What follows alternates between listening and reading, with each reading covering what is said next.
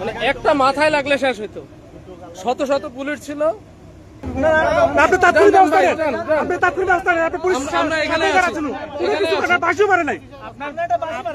দুইজন এমপি আছে এখানে, সংসদ সদস্য দুইজন আছে, কি নিরাপত্তা? এই যে অবস্থা দেখেন, হাজার হাজার পুলিশ প্রোটেকশনের গাড়ি, সার্জিস ভাইয়ের গাড়ি, এটা 4-5টা গাড়ি, শত শত পুলিশ দেখে দেখে জাস্ট তামাশা দেখতেছে। অবস্থাটা দেখেন। আমাদের গাড়িটা তো করছে, কিছু হয়নি। তো এটা তো আসলে সভ্য সমাজ হইতে পারে না। এটা হ্যাঁ, এটা ভাঙছে। এটা তো কি মানে এই গাড়ির ভিতরে দুইজন এমপি ছিল, গাড়ির ভিতর এমপি ছিল। জাস্ট মানে একটা মাথায় লাগলে শেষ হইতো। শত শত পুলিশ ছিল। এগুলা কি নির্দেশনা ছাড়া হচ্ছে?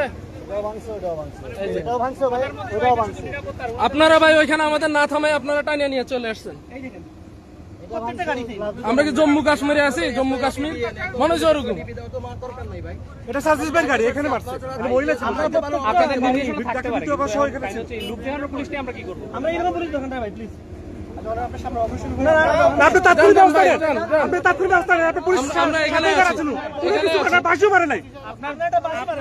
দুইজন এমপি আছে এখানে, সংসদ সদস্য দুইজন আছে, কি নিরাপত্তা? এটা তার মাথায় লাগলো তো তার জীবনে শেষ। ওনার সাথে আরো মহিলা ছিল। এটা হলো সংসদ সদস্যের এই যে লোগো দেওয়া আছে গাড়িতে, এটা তো পর্যন্ত হামলা করছে।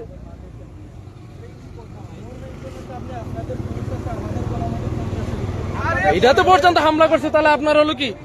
আপনারা এখানে শত শত পুলিশ কি প্রোটেকশন দিচ্ছেন?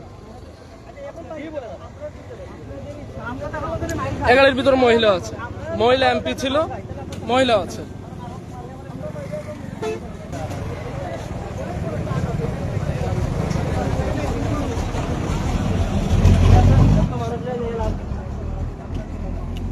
আমাদের এতগুলা লোক আমি বুঝলাম না, সবটাই না চলে আসছে।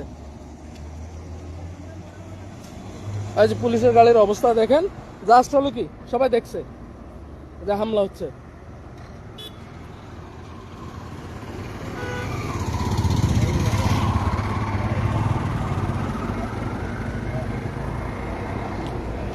এটা একটা এমপির গাড়ি, লোগো পর্যন্ত, জাতীয় সংসদের লোগো পর্যন্ত দেওয়া আছে, এটা তো পর্যন্ত হামলা করছে।